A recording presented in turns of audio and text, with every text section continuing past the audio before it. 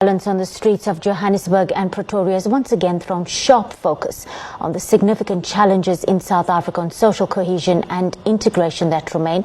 Confrontation between foreigners and locals spiraled as foreign nationals were accused of stealing jobs and criminal activity. Failure to successfully integrate immigrants into society can lead to tension and conflict that we vividly saw in the past few weeks, and that have a direct impact on the stability at local, community and national level. To discuss how locals and society groups can work together with government to promote orderly migration and integration is Mr. Mametlwe Sebei from the People Coalition Against Xenophobia.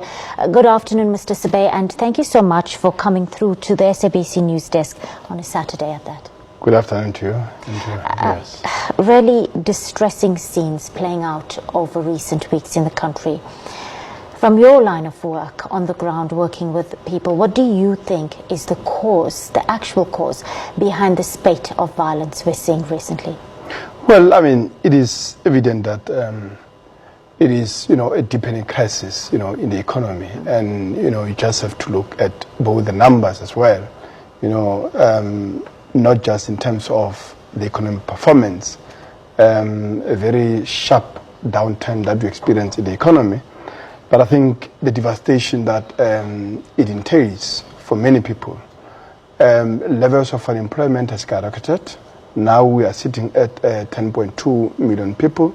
Situation is getting very worse. I mean, in the first quarter of this year alone, 237,000 jobs were lost.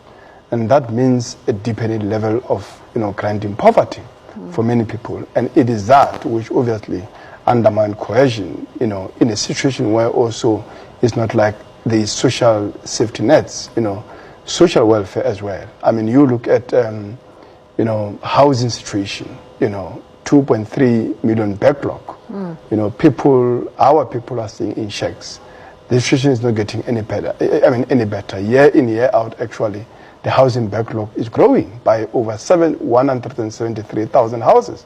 So it is that intensifying competition for an increasingly limited resources that is fueling, this crisis on the one hand, but I think also on the other hand, the rising right-wing populism in the world, which is being echoed, domestically by politicians from the mainstream political parties. For the first time in the history of